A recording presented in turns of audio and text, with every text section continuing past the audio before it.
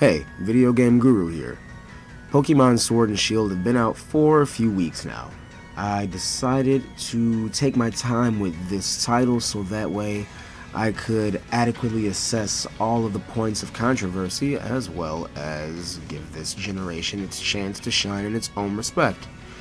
Upon completing it, giving it my time, a few dozen or so hours, I didn't complete the decks at all, just finished the in-game. Gotta say, nice little tack on there. It was an enjoyable ride. But in this review, I'm going to go over my usual points of story, performance, gameplay, as well as my own little personal highlights that I like to give at the end to talk about specific things. In this case, I'm probably going to go over some of the things that were the points of controversy, like the lesson dex count, the lack of a national dex, and the Dynamaxing, Gigantamaxing, Gigamaxing. They seem to have a different name depending on where you go. There is an official name, but the point is this game's gimmick that some people were on board with and some people weren't. But with all that being said, let's go right on ahead and see what the Galar region is all about, and if it's truly worth exploring in this review of Pokemon Shield. The story of Pokemon Sword and Shield, respectively, is that of the usual setup for a Pokemon game. Your created character embarks on their journey at the ripe old age of around 10 to become the best like no one ever was. In this one, you are taking on a Grand Tourney style Pokemon League where gigantic battles are held in front of massive audiences, and it's almost like a pro sport. Something akin to the way bending in Avatar: The Last Airbender went from a martial art / form of defense to later becoming a professional sport in pro bending in The Legend of Korra when time went on and they went to a different time period, which was honestly a refreshing spin on the Pokemon League. Typically, your adventure was a more isolated event. They tried to shake things up with X by giving you a ton of rivals on your adventure to go along with you. With Sun and Moon, they switched it up with trials and made it more of a rite of passage type of thing to prove your worth as a trainer throughout that region, respectively. And in this one, it is a professional sport.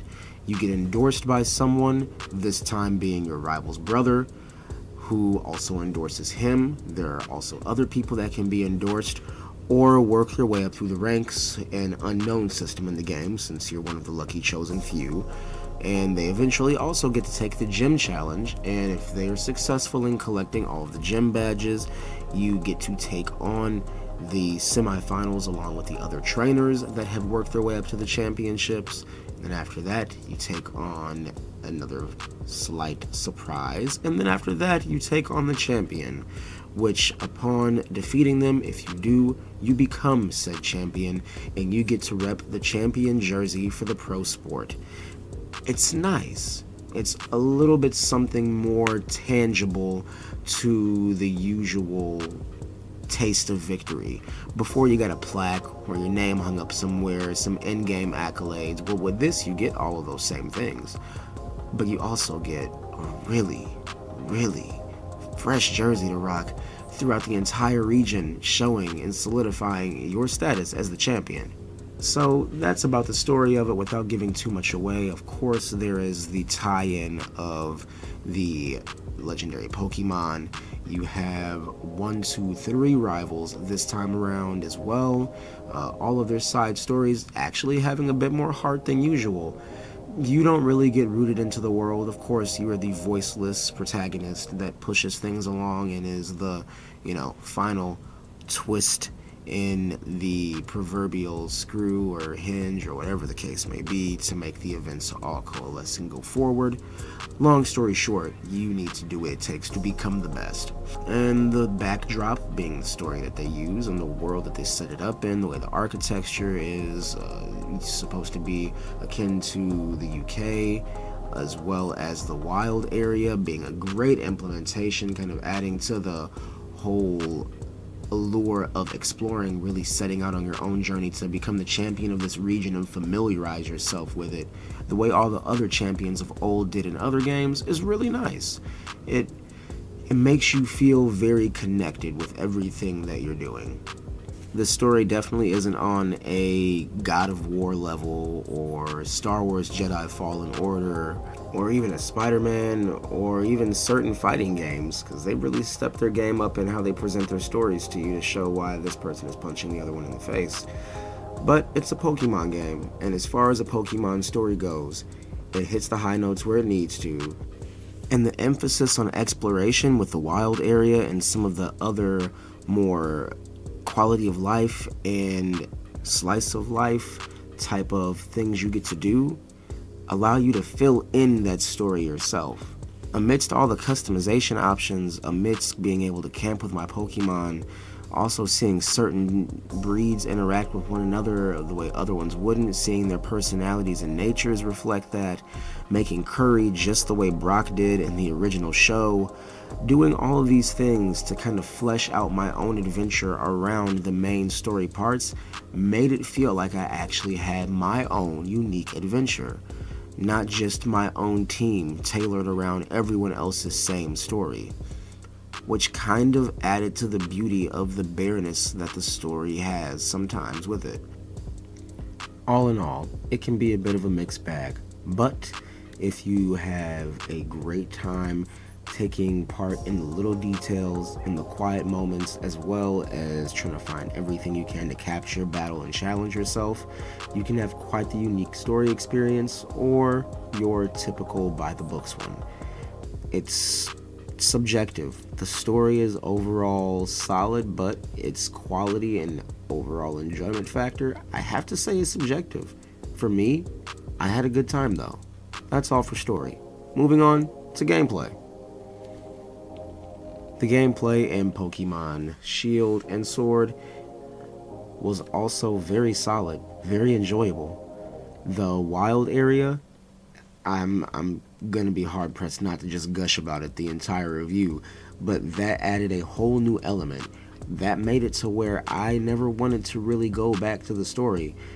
That, along with the camping, as well as the setup of the stadium based challenges as opposed to just your typical gyms, the way the gameplay all coalesced to make you do what you had to typically do, but with a little bit extra flair on personalization, it seemed, was probably one of my most enjoyable things.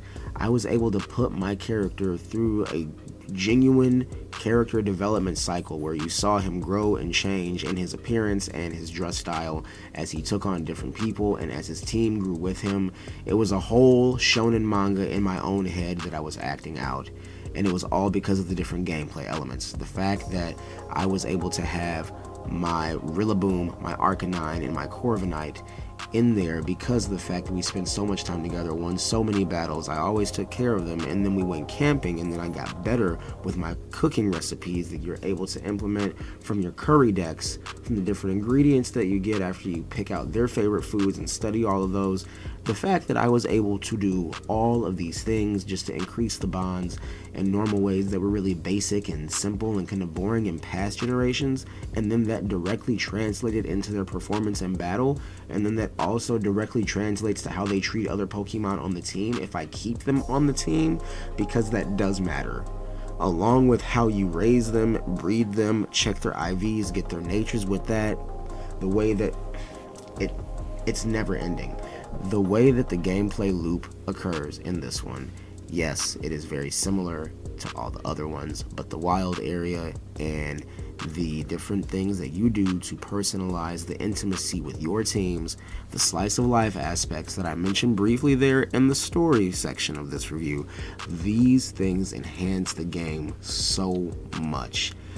I really don't see them going back. If they go back in another main installation of a Pokemon game after doing all of this, I don't think it's gonna make it. I think it's gonna flop horribly. People were talking about controversy with this. If they go back and backpedal after this, Pokemon will fail in the next generation. You can't have the type of system implementations that make me feel like I'm truly playing my own Pokemon Sword and Shield manga tailored to my character and their look and name. You can't give me that and then take it back. So with all of that being said, the gameplay loop with everything that they have was fantastic. The way that they even had Pokemon set up in their natural habitat by where they would be, having Obstagoons by nurseries, having Milotics in very obscure places, doing the trademark joke of keeping a Snorlax by a bridge, having the trash Pokemon hang out by the sewage and waste side of the most industrialized section of the game. It all comes together so nicely.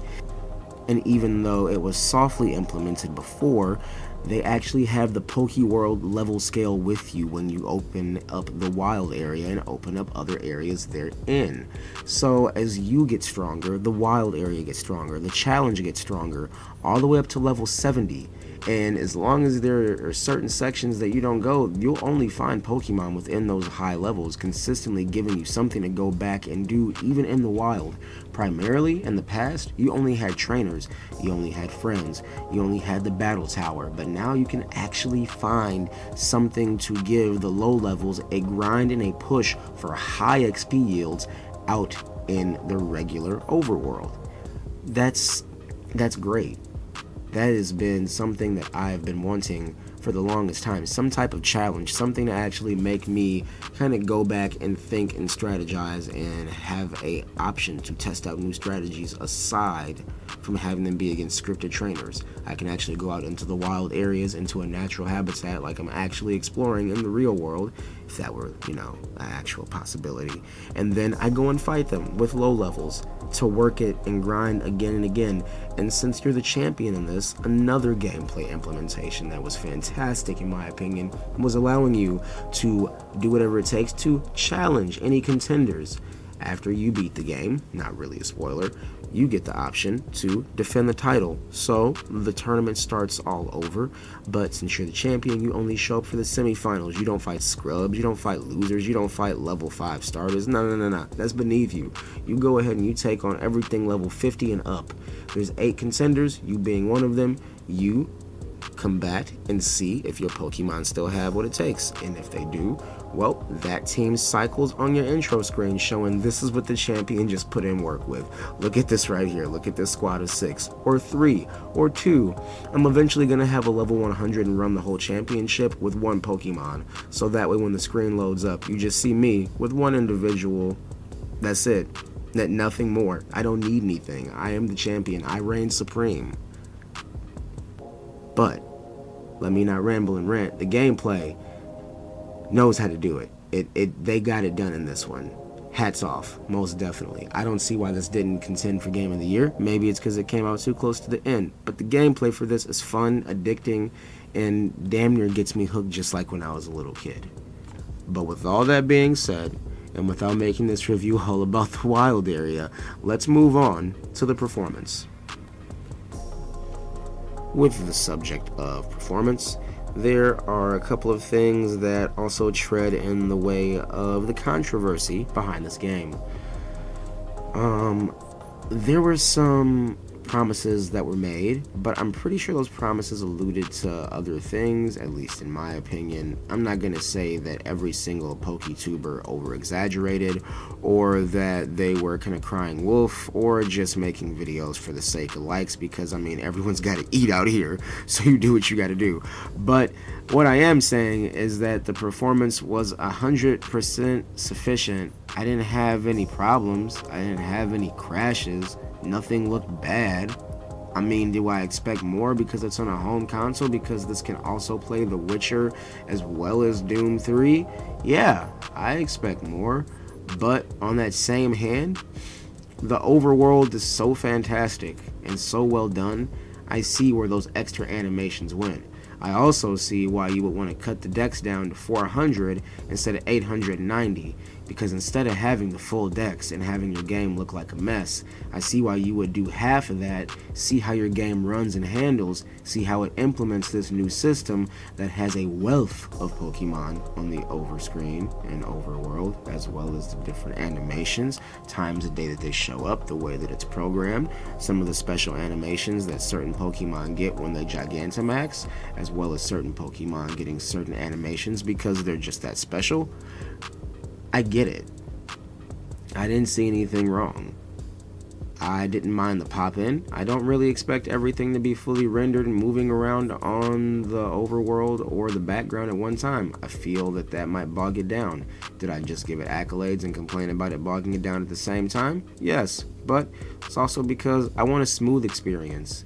When they have this whole system perfected and they have all 890, and they have a game that includes all regions and variants and things of that nature, then yeah, I want perfection. But in the interim, when they're adding this stuff in incrementally, I want to see how it works. I want to see what it looks like step by step. I want them to take a jump. I know they make billions upon billions upon billions of dollars, so they can make the risk, and they could have probably pushed the title back to give us everything that everybody was asking for, but you can't please everybody anyway. People complained about trees and graphical fidelity. The game worked fine.